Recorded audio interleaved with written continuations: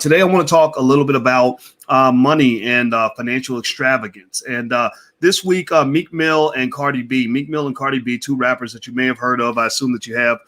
They had a little bit of controversy because they were accused of basically flaunting their wealth. They were accused of being a little bit excessive and not showing proper respect to all the people who are struggling during the pandemic. And so, as a result of what kind of went down, the whole internet kind of went crazy, and there's a lot to talk about. And as you guys know, whenever white people start talking about black people, I think black people should start talking about black people. So later on tonight, as time goes on, I'm going to bring in members of our all-black panel, and they're going to kind of give a perspective that you won't see in mainstream media. So we're going to get started in just 1 second. So buckle up your seatbelt, hit the thumbs up button, and we'll get started now.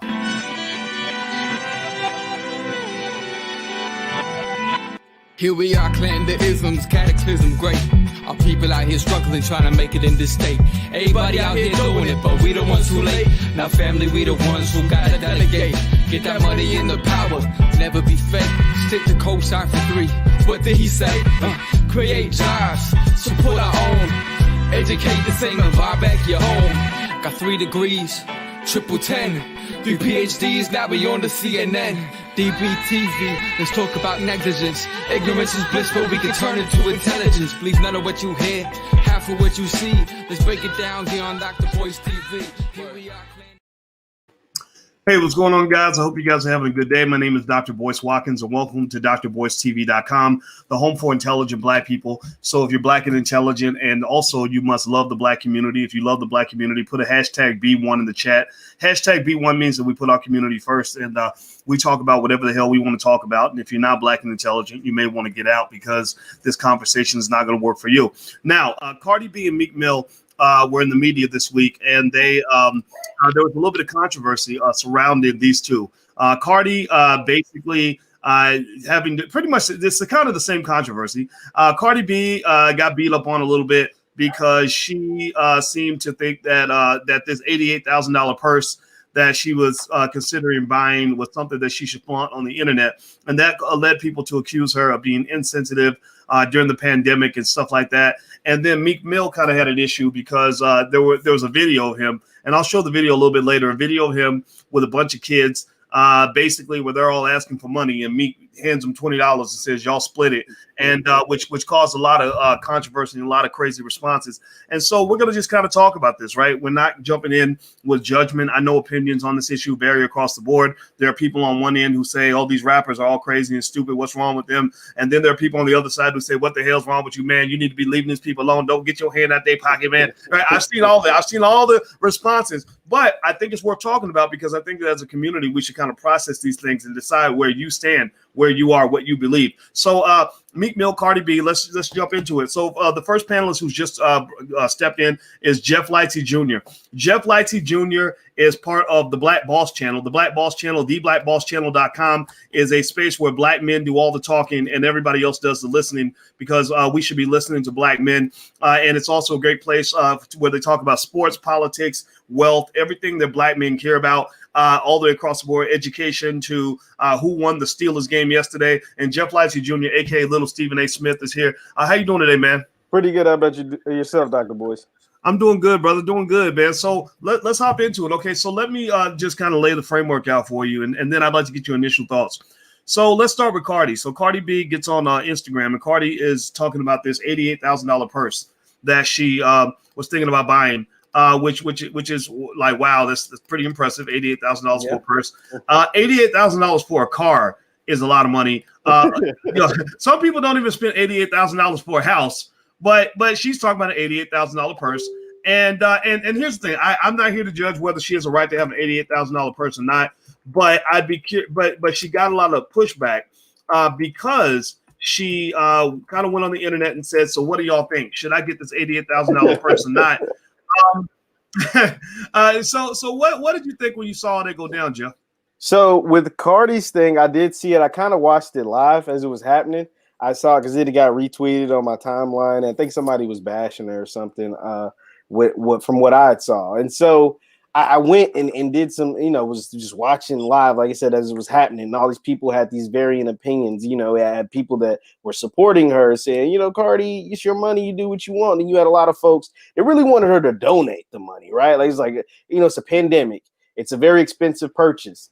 It is, and you're talking about buying this thing during, like I said, during a global pandemic when a lot of people are hurting to eat, right? So my thing about Cardi is, and it's not just her, but anybody with money, whether it's you or anybody that in our audience is listening or whatever, do what you want with your money. Like, do whatever you want to do with your money. Like, I mean, hey, if you want to go out and buy $88,000 bag or $88,000 car or $88,000 hat or whatever you want to do, like, by all means, do what you want to do. But when you're in a certain space, be ready for certain backlash, right? Like, be ready for it. Like, if you get on Twitter with Cardi B probably has, I don't know, 30, 20 million followers or whatever on Twitter. When you get on there and say you're considering buying an $88,000 bag during a global pandemic when 30 million Americans are on unemployment, expect some folks to feel a certain kind of way about it. Like, you have to. And here's the thing about Cardi.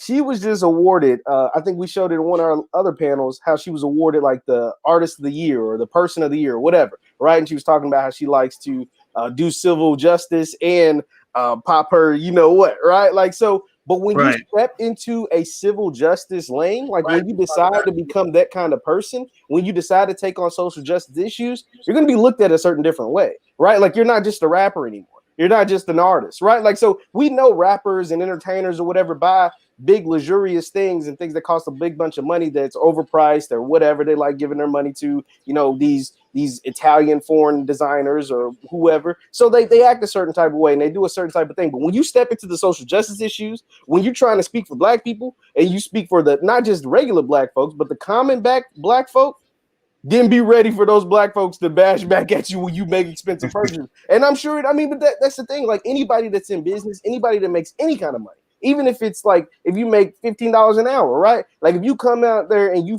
flexing and flashing and doing whatever, but you also supposed to be like, representing our people, or not just representing our people on the entertainment front. We're talking about a social justice front, right? Like, you're supposed to be fighting for the Breonna Taylors and for the George Floyds and for these people. And not to say that you can't, like, you have every right to do that, right? But when you step into that lane, you're looked at differently. You're held to a different standard, right? Like, it just is what it is, no matter what you are. So you're going to get backlash when you do certain things, like talk about buying a $90,000 purse. Okay. I'll tell you what. I got a question that I'd like to ask everybody. I'm gonna ask this actually on Twitter. Has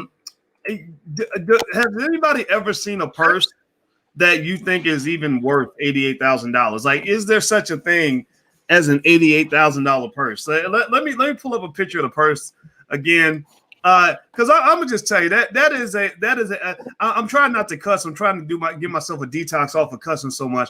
So I'm gonna change out a letter at a time. That is an $88,000 mind puck, as far as I'm concerned. Like anybody that convinces you that a purse is worth $88,000, I don't know. I'm not even hating on it, right?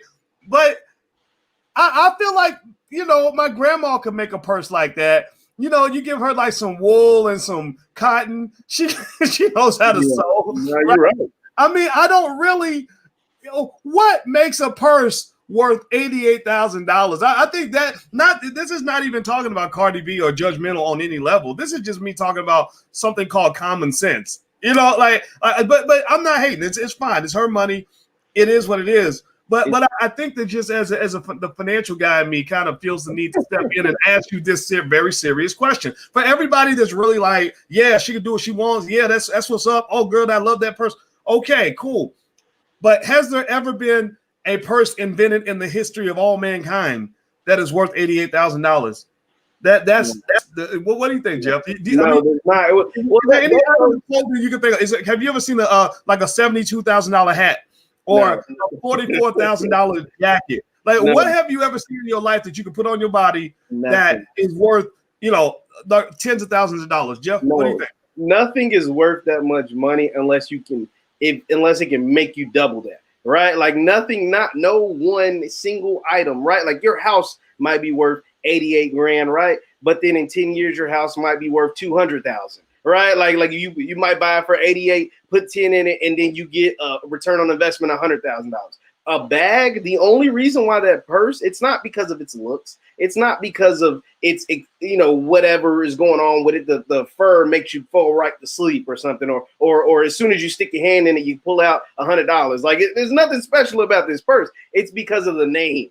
It is a Hermes Birkin bag purse, right? And it goes to our obsession with European luxury, right? Like our obsession, and not when I say our, I'm saying black folks. Right, like our obsession with luxury brands and European luxury. For whatever reason, at some point in time, we were told that stuff being made in Europe, as far as when it comes to fashion and high-end retail, is better from France, or it's better from Italy, or it's better from Paris, or whatever. So they have come and brainwashed us to think that because something is called a Birkin or Hermes or Prada, or pick your favorite Louis Vuitton or Gucci or whatever, this is the value is escalated times 100, not times 10, times 100. And that's why you get a bag that is worth $90,000. Like that makes no sense. And like I said, there's no magic formula for this bag. If you wear it, the men you love is not going to fall in love with you. It's not going to make you prettier. It's not going to enhance your attributes. Like it's not going to do anything. It's just literally a bag made by Hermes, and that's why it costs so much.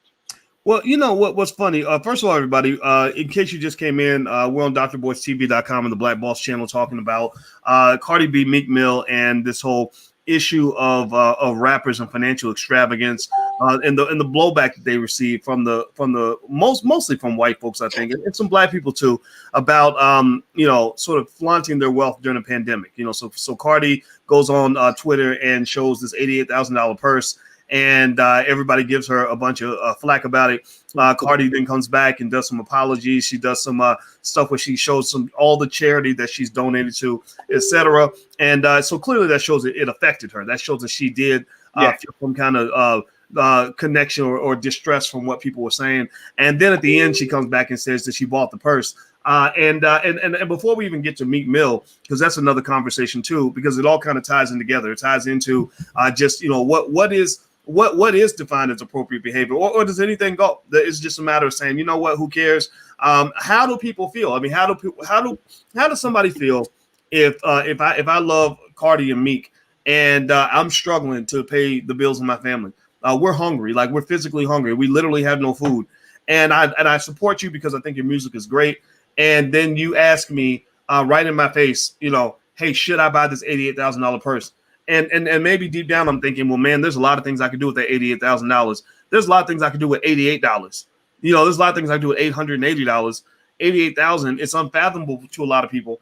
And I think you can also understand some people's frustration there, right? Like, like imagine if you got a friend who's like right next to you. There's this funny movie I saw with Jack Black in it, where basically these two guys live across the street from each other and they both go to work together. They both have these regular jobs making like $0, and they drive raggedy ass cars and wear raggedy clothes. And one day, one of them comes up with this stupid invention, he called it poop spray, where he would spray on the poop and then it would just disappear, right? And so he became really rich. And while his friend's getting up and going to work every morning, he would see his other friend. His friend done quit his job. His friend, he said, "Man, I'm gonna keep it real. I want to stay right next to you. I'm not gonna change a thing." But his friend buys a horse right across the street, and he builds this gigantic mansion right across the street. He's like, "I just want you to know, I'm never gonna change. We'll be friends forever." And his friend is just pissed. His friend's like, "Man, F you. Like, I'm still in the struggle, and you're waving all that stuff in my face, like you're flaunting this in my face." So, is there any justification for those who say, "Look, we know you balling. We know you're Cardi B. We know that you got money. Just keep it to yourself." Like, I mean, is there any argument for that, or are people just being overly sensitive?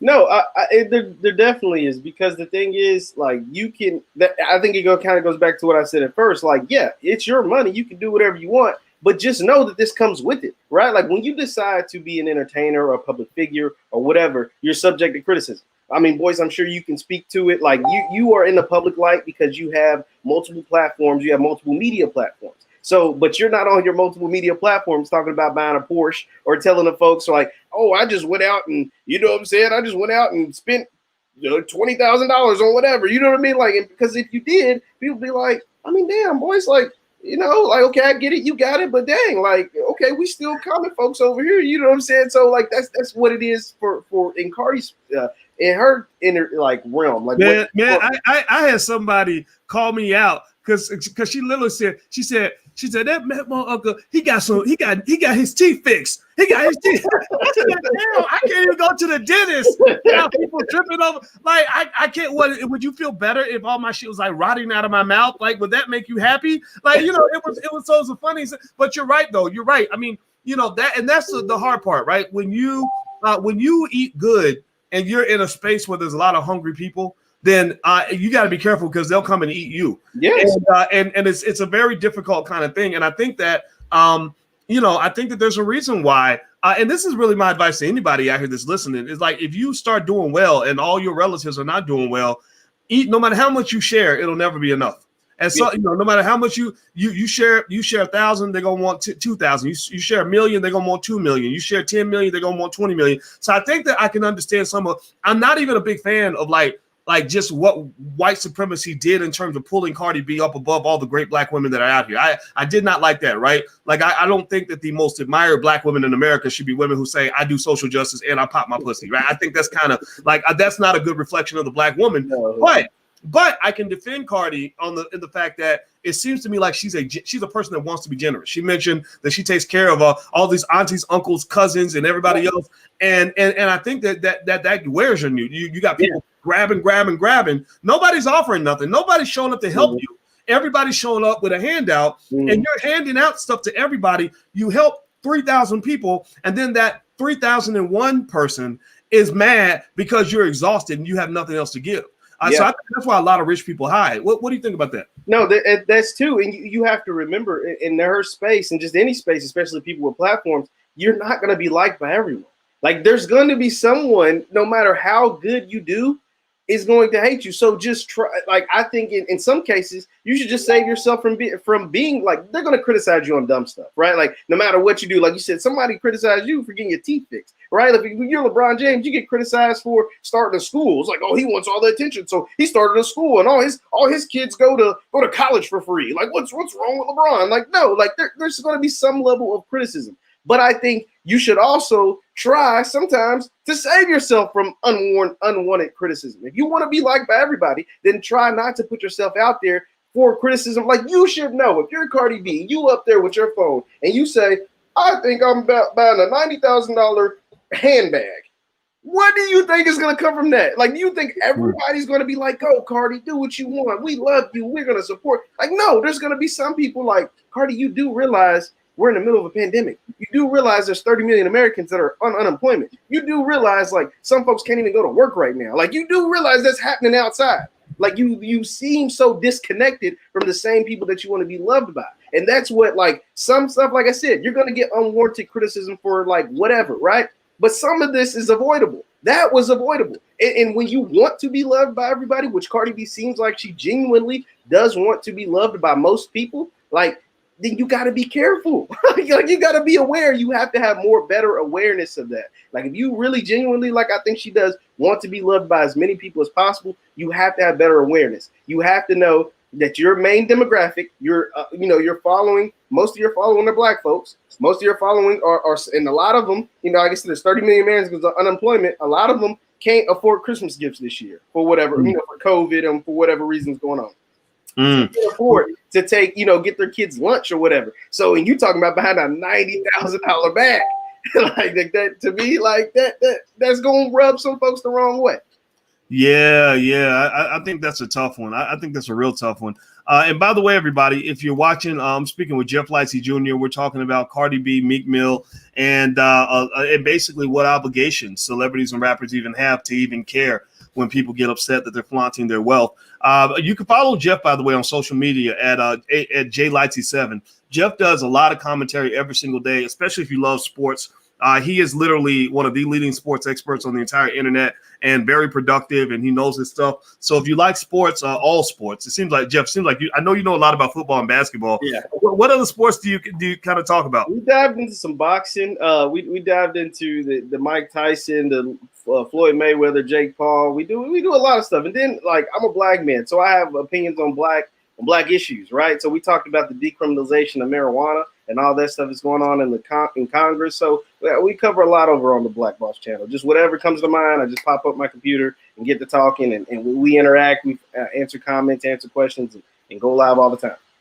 Yeah. So everybody should check out Jeff on the blackbosschannel.com. He's really good. He's up there every day. And we're building black media. And we think that there aren't very many platforms where black men, like real authentic black men who are not, famous rappers or famous basketball or football players, actually get a chance to speak about issues that matter in the community. So that's why we have the Black Boss channel. So I hope you guys will subscribe. Also, wherever you are, hit the thumbs up button, hit the notification bell, and share. Just if you're on Facebook, Twitter, wherever, retweet, share, do something, because we're trying to grow black media, because we believe we should have our own media, our own ability to have our own conversation about this stuff, so we can provide the balance and nuance that white media doesn't provide. Like, so for white media, either the black person's the complete villain or they're the complete hero. Whereas in our space, we have the ability to look at a person in their entirety, in their whole humanity, and say, okay, this is what they did right, this is what they did wrong, or you messed up here, we still love you, or we used to love you, now we don't love you no more, whatever the case may be, right? So we need to pick our own heroes. That's why you need your own media, you need your own school. So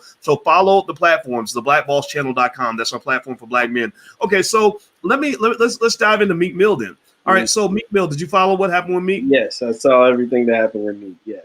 Yeah. So Meek had a little crazy situation with some kids involving like $20 and some little Atlanta hustlers. By the way, those hustlers in Atlanta, like the young kids, I've been there recently, and I've driven past those guys. They want it, like, and they see you pull up. I mean, we was in a regular old car, and they like trying to sell their water, trying to sell whatever. So I get it, they're hustling or whatever. But if you pull up in a Maybach or whatever Meek was in, trust me, they gonna definitely want a little more than $20. I can tell you that. Yeah. So I want to play the video so you can kind of see what went down. I'd like to get everybody's thoughts on this. So Meek is out in his $400,000 Maybach Bentley, whatever the hell people drive to try to feel fancy and shit. Like that's I guess that's what people do, right? Instead of like having substance, everybody got to have flash. That's the world we live in. Whatever. All right, so he's driving by in his $400,000 car. There's some young dudes out here selling water, and let's just see how this goes down. What is this support? Water, but what is this support? Young black man, my mom did no, we don't sell water trying to start. We support your support. My mom sold it, but we out here trying to. You can't blame me with your shit. I'm not gonna split it. What you just gave him, bro? It's like don't put your hand in my car. Bit though. Let me one time, Meek. Hey, bro, I just gave y'all money, man. Man, y'all gotta split that money, man. It's $20. That's a job. Yeah, bro. Let them know what zone you from. Zone 1. Real land, nigga.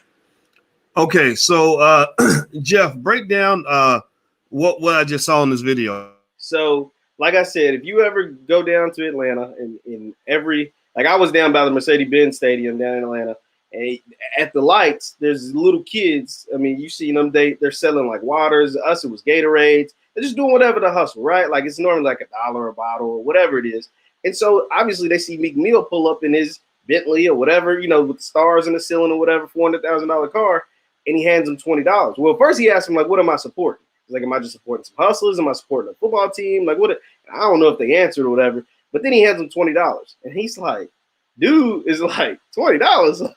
Like this is Meek Mill. Like, y'all on the internet with money. Like, you know what I'm saying? $20. He said, y'all need to split that. Like, split. It's like 6. Normally, I would tell you when I went, it's about 10 of them out there, right? Like it's 5 on one little median, 5 on the other median. So we're talking about 10 kids splitting $20.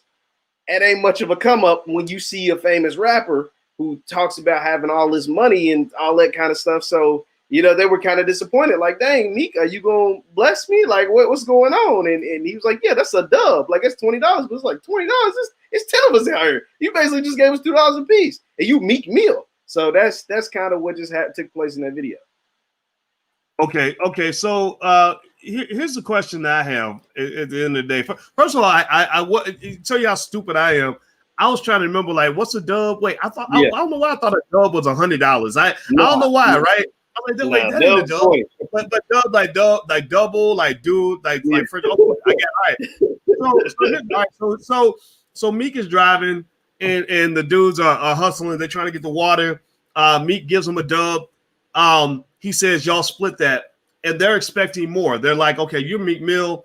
Your car is like your car is worth more than like all of our parents' houses combined, right? Yes. Or your car is worth more than what our parents all make in a year put together, right?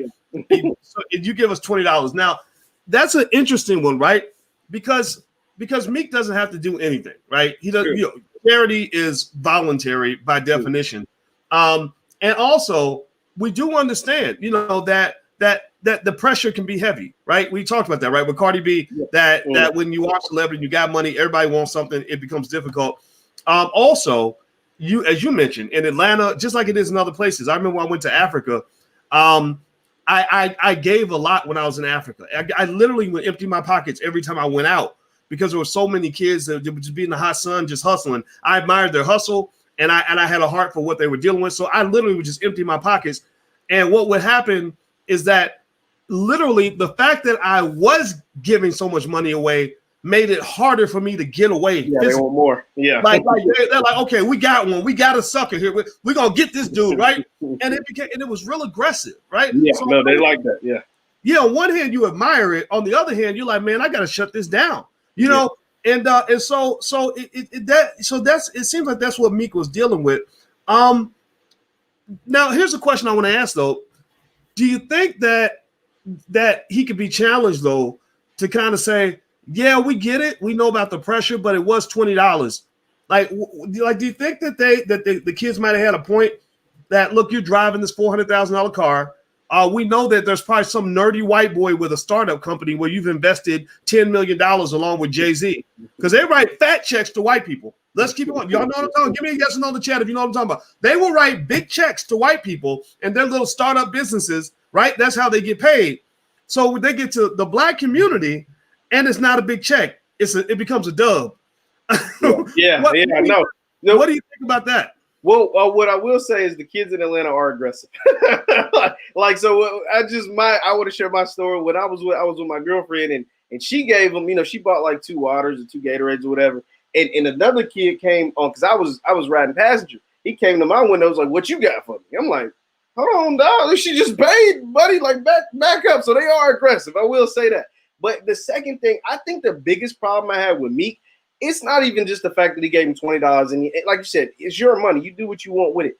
It's the fact, and it kind of goes with Cardi. It's the fact that he recorded it, right? Like everybody, you don't have to record everything. Like what was the point of that? Like what did you think? Just same with Cardi tweeting about a $90,000 bag. Meek, what did you think was gonna come about you giving a group of kids $20 and you put it on the internet? Like, did nobody put a gun in your head, tell you to, hey, show that you giving $20 to a bunch of young hustlers? Like, no, just how about you give you $20, tell them, whatever you feel, the same thing. You can have the same interaction. We'd never know about it. Just like Cardi tweeting about the bag, we'd never know about it. You just bought the bag and say, hey, look at my new bag or whatever. But it's the age of social media and our celebrities' obsession with getting folks' attention and loving it and obsessing over it. But then, you got to face the criticism. Like some of it, like I said, sometimes it's okay to keep things to yourself, right? Like, so in Meek's case, you riding around in a $400,000, $500,000 car and you giving a group of young hustlers $20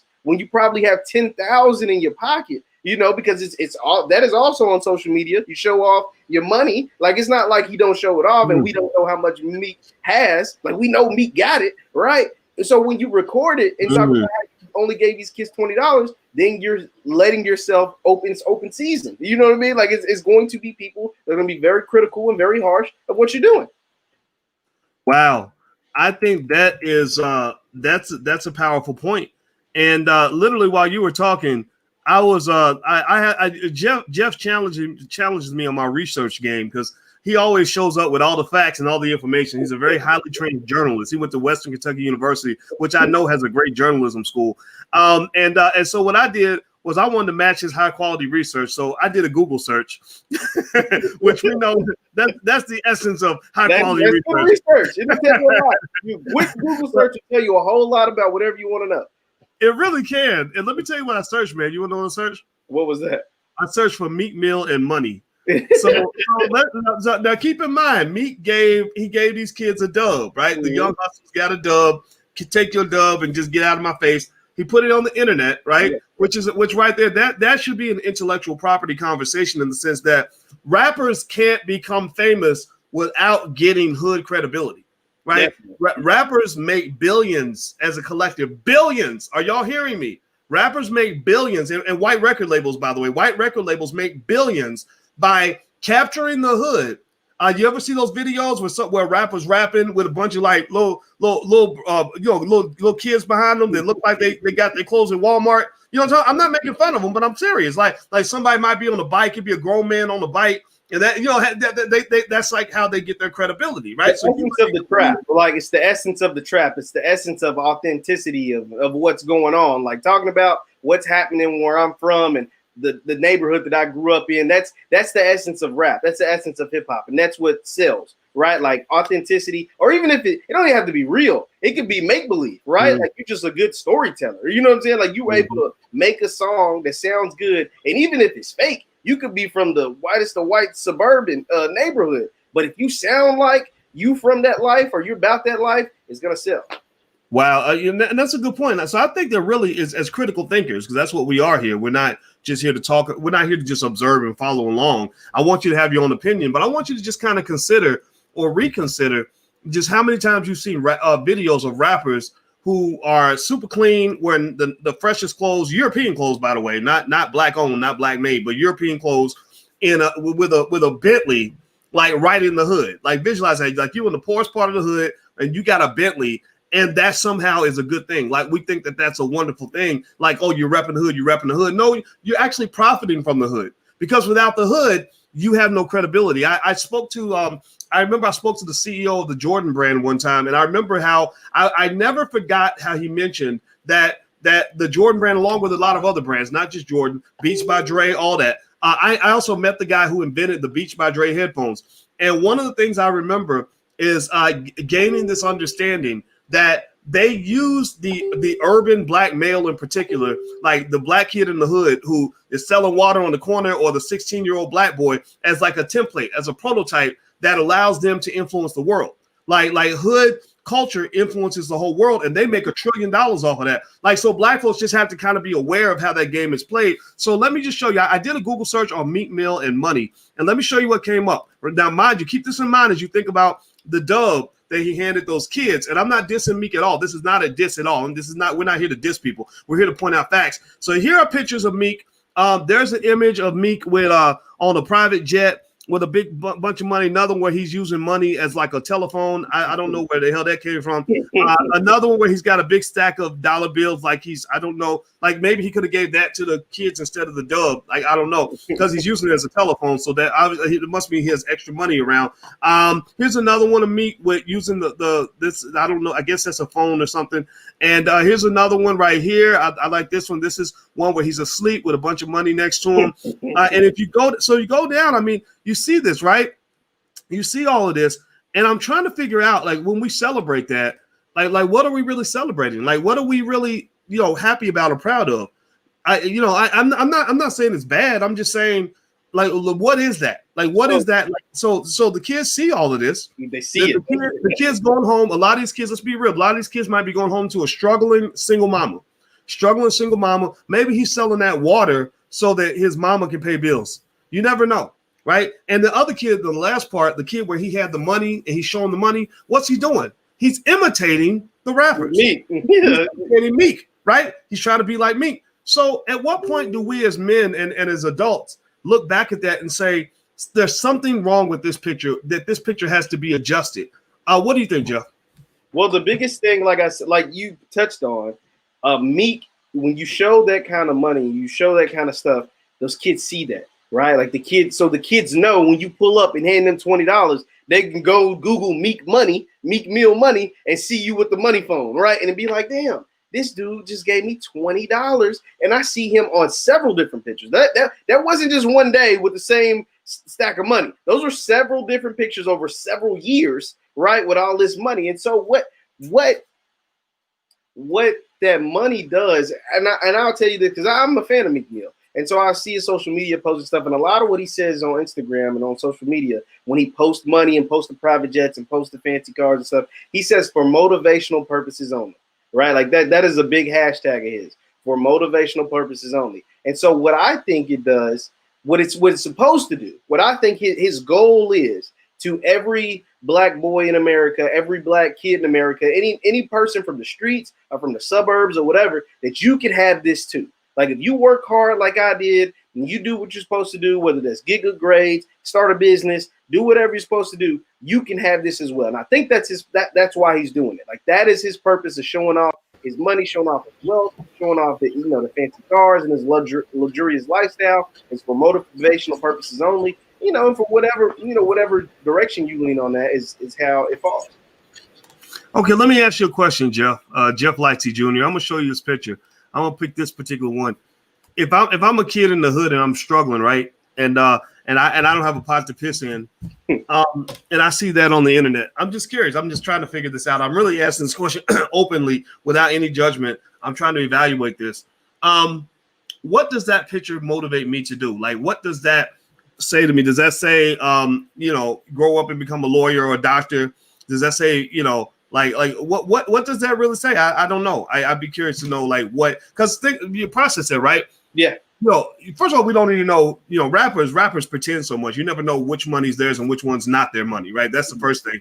But then second of all, there's the culture. There's a culture of being extravagant, right? That's kind of something somebody created. And then third, Meek didn't really, he's a good rapper, but he got that because a white man signed him to a record label, I'm sure. And I guess he works for Jay-Z now, but usually there's like a white guy somewhere in the picture somewhere, right? In the background, in the backdrop, or maybe your label is owned by their label. So you pretend to have a label, but really they're the ones who are bankrolling all of this. So it really comes, because it's really, truth be told, if white people decided, we're done with Meek Mill, we're going to cancel you, you'll never make money again, he will be done. Like, and that's really something I think we got to think about in terms of what it means for a black man to have power. If you're in a position where a white man can push a button and end your whole career, just end you, make you disappear, do you really have power, or is that all kind of an act? So what does that really motivate me to do if I'm 12 years old, if I see that picture? Well, initially, just without, like I said, someone at 25 can kind of process what Meek means by for motivational purposes only. Like I can get it. Like it doesn't mean one lane only. Like it means like, okay, if I work hard and do what I'm supposed to do, I can make money like Meek. I can be able to have my own money phone or whatever. But I think at 12 or even younger, if you're on Instagram or whatever, and you see that, you think, man, I got to rap to do that. You know what I'm saying? I got to become a rapper, and so then you go listen to Meek and hear what Meek's talking about. And we know what's in modern day rap music by most artists, Meek Mill included. It's about killing and selling drugs and getting all the women and buying all the fancy cars. So we know that's what's in rap music, and Meek is not excluded. Like he is included in that same kind of group. So I think that's what motivates. So that's the thing. It motivates the next up and coming rapper. So what do they rap about? Well, they rap about the same thing Meek Mill did, because guess what? Meek Mill had the money. So I want the same money that Meek Mill got. And so I talk about the same things, and it's a revolving door of music that stimulates the next generation of kid that gets their same money the same way, and that keeps us almost in the same cycle. And that's what, like I said, someone older like me can kind of process what Meek is going for by saying for motivational purposes only. You work hard like I did, you can get money like I do. But someone who's 12, or someone who's younger, or someone from the hood, or someone that thinks like, okay, I got to make it musically because that's what Meek did, because he was in the same position I was in when we were both young, then they might go out and try to do that. Or, and I hate to say this, or it might motivate someone to say, man, I'll rob Meek Mill. He's showing off and I don't got nothing. I'll go take his. If I can't make it because I can't rap, I can't dance, I'm not an entertainer, and I don't believe in myself, this education system has failed me or whatever, then I'll go take his. And that's why you see some of these guys end up getting shot and killed. Rappers in particular, getting shot and killed and robbed or whatever's taking place. Rappers, more so than any other group of entertainers, are the ones that get killed, shot, and killed the most. And it's because of the lyrics that they put out, the lifestyle that they live, in the flexing and flossing that takes place within the rap community. You don't see, for the most part, you don't see high-end actors, right? Like I remember Vigilante was saying, movies influence just like music. It's not the same because you don't see high-end actors getting killed. Denzel Washington's 60, right? He's 60 years old. There's not a whole lot of rappers that rap about the same stuff that Meek Mill and all this stuff that make it to 60, right? Like that, it just is what it is. And so that is because of the lifestyle and the image that they must upkeep and the lifestyle that they live ultimately leads a lot of times to their own downfall. Boys, I think. Oh, sorry. Thanks, man. Everybody, I'm speaking to Jeff Leitzy Jr. Jeff Leitzy Jr. is from the Black Boss Channel, theblackbosschannel.com. And also, by the way, a lot of you are watching on different platforms, maybe watching on Financial Juneteenth TV. If you could, right quick, do me a favor, hit the thumbs up button wherever you are. Hit the thumbs up button, hit the share button, hit the subscribe button, hit the notification bell so you'll be notified when we go live. Also, you can text the word BOYCE to 31996. If you want to be notified when we go live, text BOYCE to 31996. And make sure you subscribe to something. We're building Black-owned media so we can have intelligent Black conversations. So let me just dive into that then. When you think about what happened with Cardi B this week, and then you think about what happened to Meek Mill. So Cardi B's flaunting the $88,000 purse, and people give her backlash on it. I don't care so much about the backlash because I tend to be in the category of saying, you know what, I'm okay with letting people live as long as how you live doesn't harm other people. So when it comes to Cardi B, I'm going to step in when I say, look, man, look, lady, why are you trying to convince, my 10-year-old daughter that she should go sell her coochie for a Gucci bag? Like that's not cool. Right. So I have to have talks with my kids and help them understand like this is not the way to go. But a lot of little girls don't have daddies in the house to have that conversation with them. And then maybe they see somebody, they see the adults around them twerking to that music. So they think that that's cool. They think that's the way to go. And Cardi, as well as we both agree. We both know that stripper life ain't the life that you want little Black girls to aim for. So stop glorifying that nonsense. Right. That's ridiculous. Now with Meek, you had the whole thing with him and the kids and handing out the dubs saying y'all split it. But then on Instagram, the child goes to Instagram. He sees you holding up literally a stack of hundreds like this as a telephone. I'm gonna be pissed. I'm gonna be like, nah, man, like you need to really invest in me and invest in my future. Don't just put up a picture for motivational purposes. How about you invest in my little water business for motivational purposes? How about that? How about you? I'm not telling Meek what to do now. It's again, I'm in the whole live and let live. I voted libertarian, by the way, which kind of means I kind of believe in freedom. Like, do what you want, Meek. But seriously, maybe a better way to kind of engage with those young guys is to identify the fact that the hustler spirit is $1 billion energy. Like that's $1 billion energy that is the same energy that Elon Musk used to build Tesla and become worth $100 billion, or Jeff Bezos used to build Amazon, right? The question is, who's investing in our versions of our little Elon Musks, our little Jeff Bezoses? When I see those guys out there, those kids, 13, 14 years old, you've got very little guidance from the OGs around you, right? All you get from older guys is you get a dub, right? If they see you selling water, they'll hand you a dub as they drive by in their $400,000 car. You see them on Instagram as they are showing you how much money they made rapping, even though we know that there's not enough jobs available in the rap industry to employ every Black man in America. Seriously, they don't have enough jobs for all of y'all. We have an oversupply of 40-year-old rappers. Can we agree on that? We have flooded the market with rappers. There ain't enough room for all of y'all, right? So it's crazy, right? So the question becomes, when you see those little kids and those kids with all this potential, and you're supposed to be Black, right? Where do we invest in those kids the same way we invest in the white boy in Silicon Valley who's got the little startup? Think about this. Do you know how many times these rappers from the street, from the hood, will spend more time with a little nerdy white boy who went to Duke, who created a startup in Silicon Valley, and they'll write bigger checks for that than they do like when they come back to the hood. And it doesn't mean that they're sellouts. It doesn't mean that they're bad people. This might just be a matter of guidance, a matter of saying, let's really process this. Let's have some economic consciousness here and think about the disparity here. The disparity isn't just with what white people do. Sometimes the disparity is what Black people do because white people told them that that's what they're supposed to do, right? A lot of our athletes ignored the Black community because their coaches would say, well, you don't want to get involved with all those protesting and everything because you need to show it, get on the field, just play, just don't do no talking, just play. Well, LeBron broke that mold. LeBron said, no, I'm not going to shut up and dribble. I have a greater obligation. Well, the same thing might be true with rappers. what is your obligation? What is your goal? Is your goal to just roll through the hood in your Maybach and hand out a dub? Or is your goal to say, I'm going to do what I can to see if we can transform the hood by taking all this amazing energy? I mean, people understand when you see an 11-year-old kid hustling in 90-degree heat, passing water and selling more assertively than an adult, that is a billionaire, millionaire mindset in the making. You must nurture that. You can't just run past the kids and be like, get your hands off my car, you little dusty. Like you don't do that. You got to say, okay, let me go ahead and really help you accelerate this thing because you're showing the type of potential. The streets have hardened you and molded you into somebody who has a tremendous amount of ability. And I don't want you to end up in jail like they did with the rest of our soldiers with the Biden crime bill. Give me your thoughts on what I just said. I don't even have a question. I just want to know your thoughts.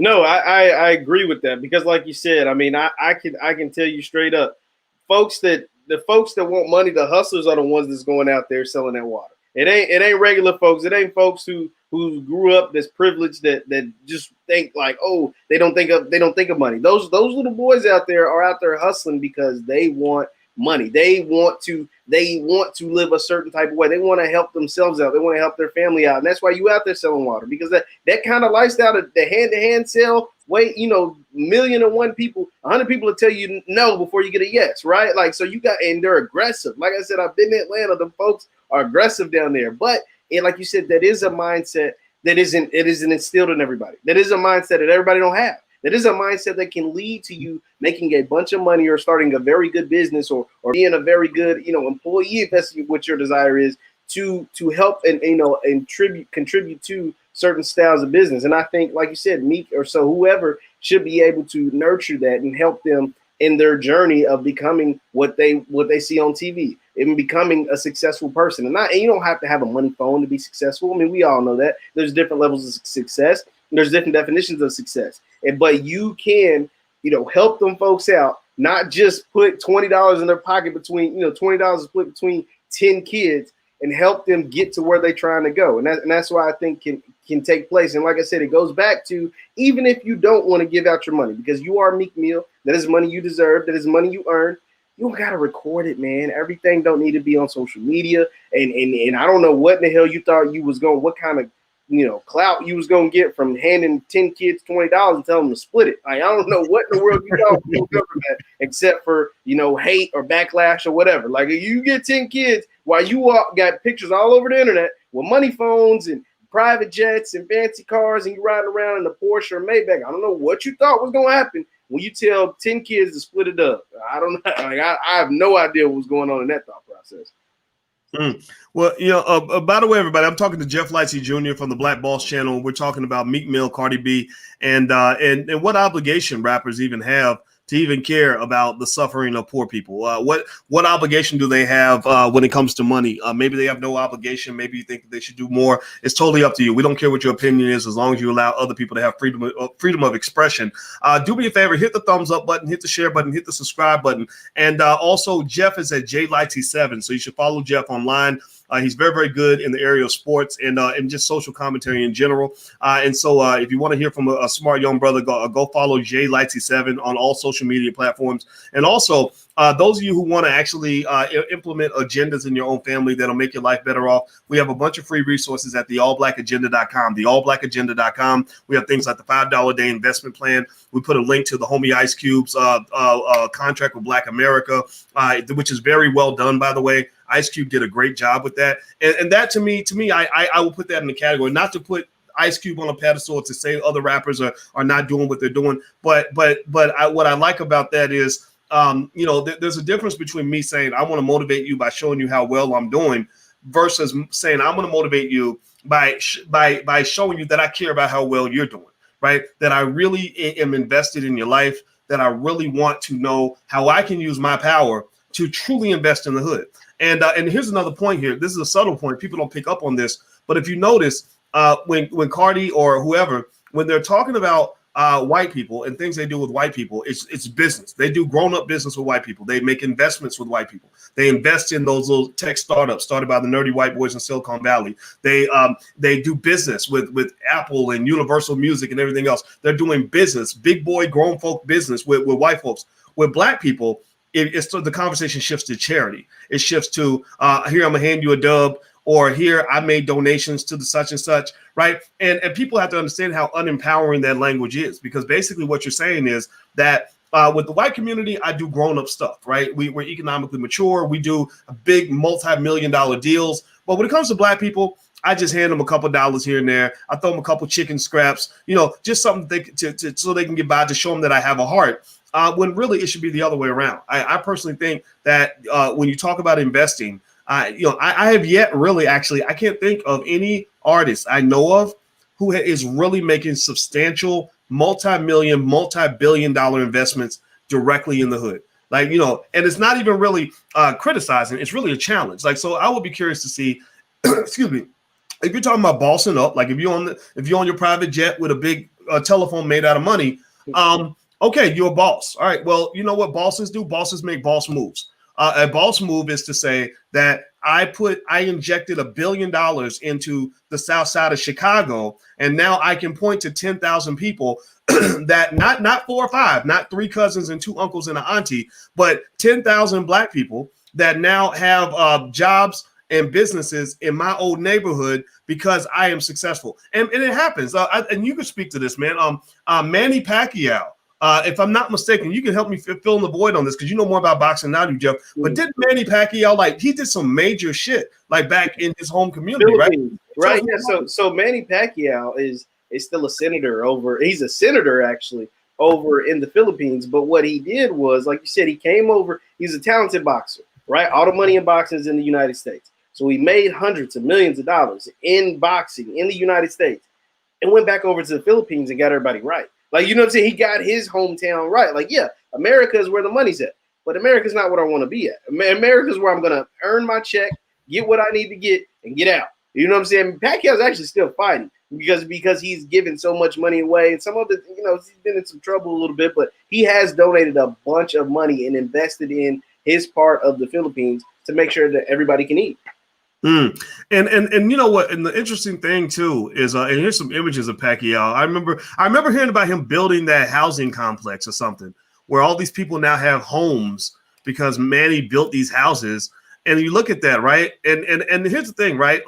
A lot of times, I would argue that kind of stuff happens because the celebrities they have a certain expectation on them. Dr. Claude Anderson talks about codes of conduct that you expect, you expect that when people, if you're Jewish and you are Jewish and you go out and you make $1 billion off of something that the Jewish community gives you, you're expected to come back and dump a bunch of that money back into that community. You can't just say, well, I'm gonna throw you a dub and that's it. Get your little dusty butt off me, keep your hands off my car. You're expected to really come back and have a substantial role in the development of that community. And I wonder why black people have a hard time understanding that. I think a lot of it, man, is low self-esteem.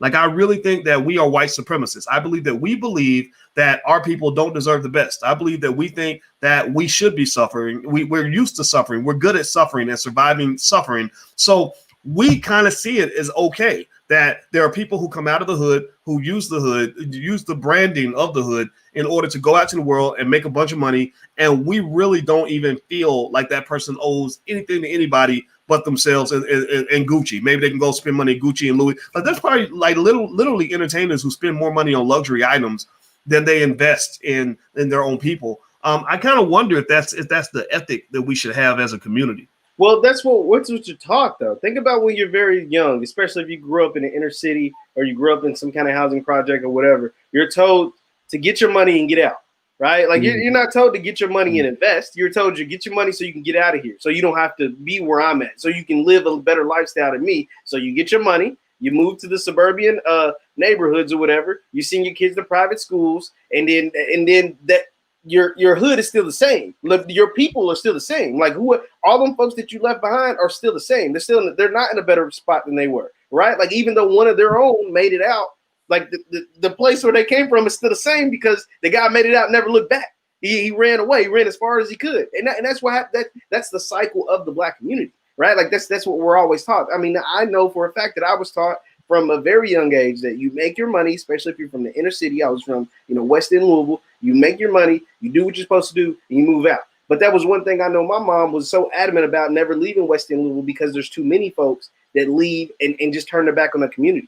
and then they just forget where they come from. And so therefore the community never gets better. It stays the same. And sometimes it gets worse because one of your biggest and best, brightest minds have moved out, and now that's gone. You know, that little piece of the brightness, or one of the brightest that you ever had, he didn't inspire others to become bright.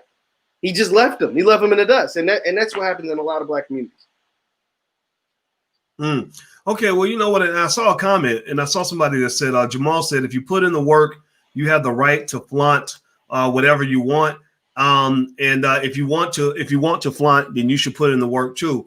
And I think that's a little bit of a myth too. I think that we have this perception that rich rappers put in more work than other people. And let's just keep it 100. You know, again, a lot of times what the people that you define to be successful Black people are simply Black people who were selected by white people. There are very hardworking Black people, very intelligent, very capable Black people who were actually rejected by white people because they were trying to be too Black. They were trying to help the Black community too much. Politicians that couldn't get elected because they really, really cared about the Black community. And you look at those individuals as failures. So a lot of times you look at the failures as successes and the successes as failures. And it should actually be the other way around.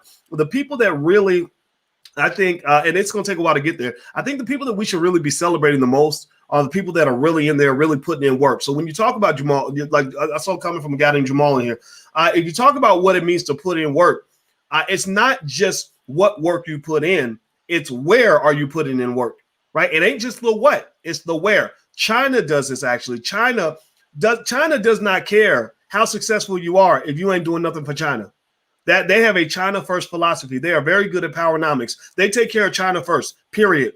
Right. And that's why they have economic domination throughout the world, because they made it clear, like, look, we don't care if you become a great scientist and you leave and go to the United States and you're at Harvard or MIT and you're doing great work for the Americans, then who cares what you're doing? You're not helping anybody.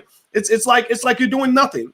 Right. But if you come back to China now and you're doing things back in your old hood and you're helping China do better, then we will celebrate you. But we're not going to celebrate you just because you're celebrated by our enemy. Like, you being celebrated by our enemy does not mean we're going to celebrate you. Black people, on the other hand, we celebrate people who are celebrated by our enemy. And then we wonder why our enemies dominate us so well. Process that. Are you guys hearing me? Give me a yes or no in the chat if you follow what I'm saying. You celebrate people more if they are celebrated by your enemy. If your enemy is celebrating that person, then why are you celebrating that person too? And then acting surprised when you're headed straight for self-destruction.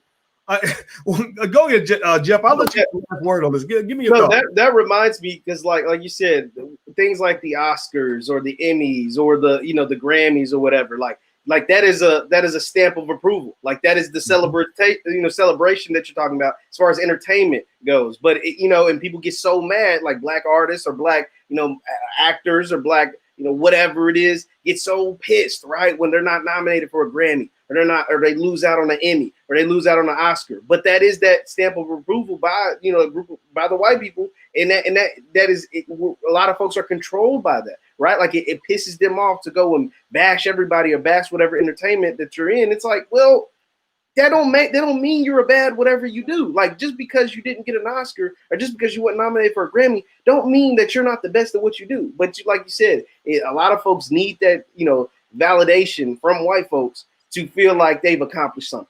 And that's why I think that they, the same thing that happens to the little boy in the hood that becomes a genius or whatever and becomes very successful, and he moves out to the suburbs. Why does he move out to the suburbs? Because for some reason, even though he just grew up in that same environment, he's told that environment is bad. That's where the bad people live. That's where you're going to get robbed. That's where these people are jealous of you. They want all your stuff. And that's not true. That is not true. Like, because you were that same kid. Did you feel that way when you were coming up? Right? Like, did you want to go out and rob and steal and do all that? No, you wanted to work hard too. And so you could be the person that inspires a kid that was just like you. You go back, and instead of just one of y'all making it, say out of a graduating class or out of a neighborhood or whatever, it could be 10 of y'all to make it, or 20 and 30, and you continue to pass it on. But you're told from a young age, grow up, get your money, get your awards validated by the white folks, and then move on. Send your kid to private schools. Send your kids, instead of public schools, send your kid to private schools, live in the suburbs, and that's how you live a good life. And that's just not true. That's just not true at all.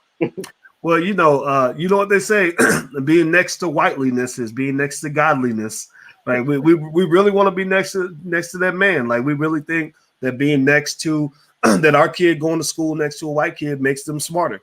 Like that was the whole foundation, the whole principle of things like Brown versus Board of Education, that they literally felt that a black child could not be educated if they were not in class with a white child, right? And so a lot of black folks kind of get into that mindset that says, you know, I want to get away from my own and I want to get, you know, closer to everybody else. Because you don't love yourself, right? It's just self-love. That's really what a lot of it boils down to. So let's say this. I think we can walk away with this conclusion. I don't think that Cardi B or Meek Mill have to do anything that we say, and I'm not here to in any way bash them. I know black folks love to protect their heroes. That's one thing that's really funny is we will fight like hell to protect somebody who don't give a damn about us. But again, I understand it comes from your low self-esteem. It comes from the fact that you don't feel like you have the right to have anything going on. So you stand up for somebody because they made a good song or because they twerk really well. But what I would say is that I want you to care about you.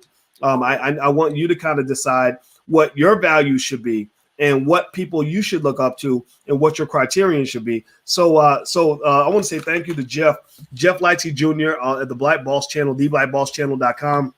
And his handles on social media, JLeitzy7. You can follow him at JLeitzy7 all over the place. So make sure you go follow Jeff Leitzy Jr. Make sure you subscribe to the blackbosschannel.com. That is a platform where black men do all the commentary on that platform because we want to make sure black men have a voice. So if you are a black man or you want to hear from black men, which we got a lot of smart brothers over there like Jeff, go check it out. Theblackbosschannel.com. We want black men to be bosses. We believe black men are kings. We believe black men have to just ignite their great natural greatness, and that's what we're seeking to do. So thank you guys. We appreciate your time. Hit the thumbs up button, share, and subscribe button on your way out. Thanks a lot, Jeff. I appreciate it, man. And see you guys real soon.